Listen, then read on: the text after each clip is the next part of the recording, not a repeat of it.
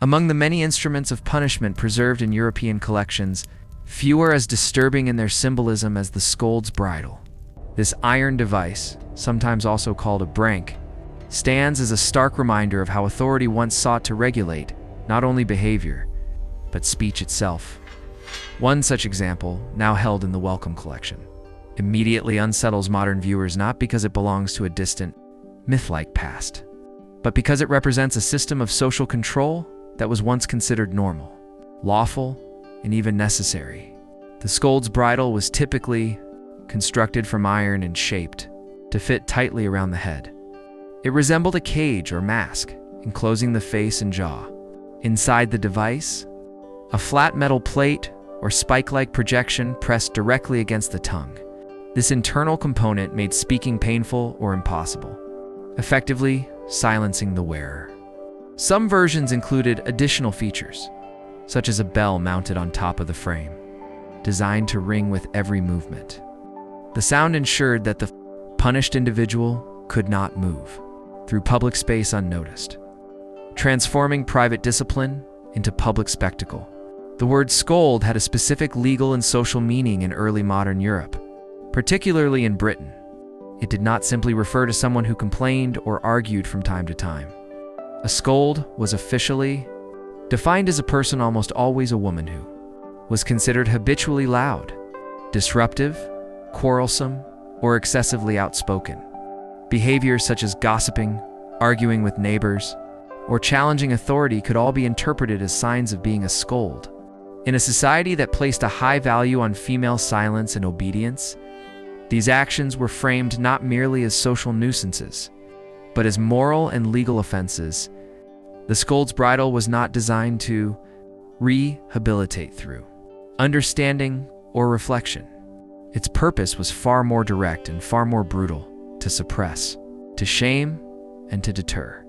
By physically preventing speech, the device turned the alleged crime talking too much into the very mechanism of punishment. The message was unmistakable: a woman's voice, when judged inconvenient or threatening, could be treated as something that needed to be restrained, like a dangerous force. What makes the object especially disturbing is its deliberate theatricality. The bell, the iron frame, the visibility of the device in public spaces, all of these elements transformed punishment into performance. The wearer was not only silenced, but displayed. Humiliation was not an accidental side effect. It was a central feature of the sentence. In this way, the scold's bridle functioned as both a tool of physical control and a symbol of social power, reinforcing who was allowed to speak and who was expected to remain silent. Seen today in a museum setting, the scold's bridle is more than a historical curiosity.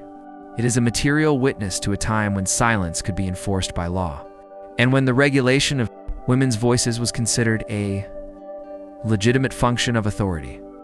To understand why the scold's bridle existed, one must look beyond the object itself and examine the social world that produced it.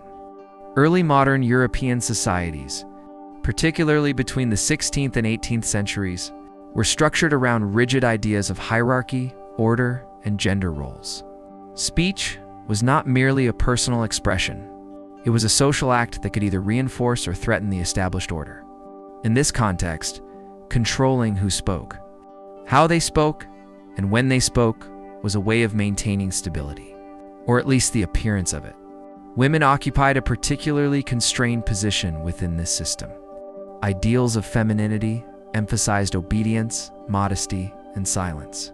A good woman was expected to be calm, restrained, and deferential, especially in public.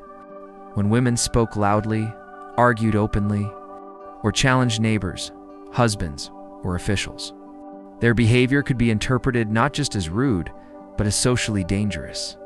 The label of scold was therefore not a neutral description of personality. It was a moral and legal category that marked certain women as disruptive to communal harmony. Local courts and magistrates played a central role in enforcing these norms. Records from Britain and parts of continental Europe show that accusations of scolding were often tied to broader conflicts within communities, disputes between neighbors, tensions over property, or struggles for status and respect. Yet instead of addressing these conflicts as shared social problems, the legal system frequently personalized them, placing blame on individual women whose speech was deemed excessive or inappropriate. The punishment of the scolds bridle must be understood within this broader framework of public discipline. Early modern justice relied heavily on shame as a tool of control. Stocks, pillories, and public whippings were all designed to make punishment visible, turning the offender into a warning example. The scold's bridle fit perfectly into this tradition, with the added cruelty of targeting the very axe-peaking that defined the alleged crime. It is also important to note that the charge of scolding was deeply gendered. While men could certainly be punished for disorderly behavior, the specific offense of being a scold was overwhelmingly applied to women. This reflects a broader anxiety about female speech and influence. In households and communities, women often played key roles in maintaining social networks, sharing information, and mediating conflicts. At the same time, these forms of informal and power could be perceived as threatening by authorities who preferred clear, hierarchical lines of control. Thus, the scold's bridle was not simply a response to individual misconduct. It was part of a larger effort to regulate social behavior through the regulation of speech, especially women's speech. By turning silence into a legal obligation and speech into a punishable offense, the system reinforced a vision of society in which authorities spoke, and others were expected to listen. While legal records and surviving artifacts tell us how the scold's bridle was designed and why it was used, they only hint at what the punishment must have felt like for those who endured it. The physical experience alone would have been severe. The iron frame clamped tightly around the head, restricting movement and causing discomfort or pain. The internal metal plate pressed against the tongue, making any attempt at speech not only futile but potentially agonizing. Even swallowing or breathing comfortably could become difficult, depending on the design and fit of the device. Yet the physical suffering was only one part of the punishment. Equally important was the psychological and social dimension. The wearer was often paraded through streets or required to stand in public places. Exposed to the gaze of neighbors and strangers alike, the bell attached to some bridles ensured that attention could not be avoided. Every step announced the presence of the condemned person, transforming her body into a moving sign of alleged wrongdoing. This public aspect was not incidental. It was essential to the logic of the punishment. Early modern justice aimed not only to penalize the individual, but to instruct the community. By witnessing the humiliation of one person, others were supposed to learn what behaviors were unacceptable. In the case of the scold's bridle, the lesson was clear and deeply symbolic. Speaking out of turn, speaking too much, or speaking against expectations could lead to enforced silence and public disgrace. The emotional impact of such treatment is difficult to measure, but it is not hard to imagine. To be physically silenced, displayed, and mocked by one's own community would have been profoundly isolating. The punishment attacked not just the body, but the person's social identity and dignity. It marked the wearer as someone who had failed to conform to accepted norms and who deserved to be publicly corrected. The Wellcome Collections example of the scold's bridle captures this cruelty in material form. Seen behind glass today, it can appear almost abstract, an object from another world, stripped of its original context. But when we remember that this device was once fastened onto living people, the distance between past and present begins to shrink.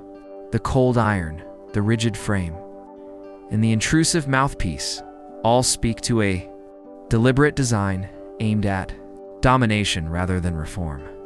Today, the scold's bridle survives not as an instrument of justice, but as a museum, a fragment of history that invites reflection rather than obedience. Its presence in collections such as the Wellcome Collection forces modern audiences to confront uncomfortable questions about power, authority, and the regulation of speech. It also challenges the comforting assumption that violence always announces itself loudly or dramatically. Sometimes, as this object demonstrates, violence is quiet, procedural, and embedded in everyday systems of control.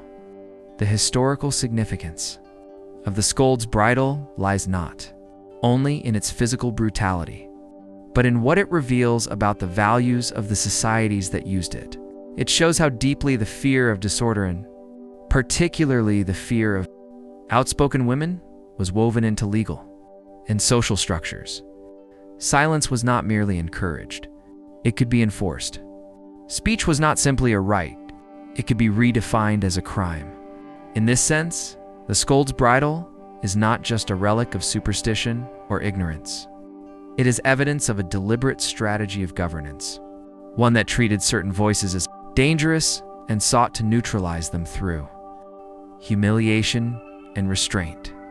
The fact that such practices were normalized for centuries should give us pause. It reminds us that injustice does not always appear as an obvious rupture with moral values. More often, it operates through ordinary procedures, familiar institutions, and widely accepted assumptions about who deserves to be heard. Remembering this history is not an exercise in condemning the past from a position of easy moral superiority. Rather, it is an opportunity to reflect on how power continues to shape whose voices are amplified and whose are dismissed. While the scold's bridle itself belongs to another era, the underlying impulse to control, speech to label certain forms of expression as disruptive, inappropriate, or dangerous has not entirely disappeared. In museums behind glass, the scold's bridle can no longer silence anyone, but it can still speak to us in its own way. It tells a story of how authority once treated a woman's voice as a problem to be solved, rather than a perspective to be heard.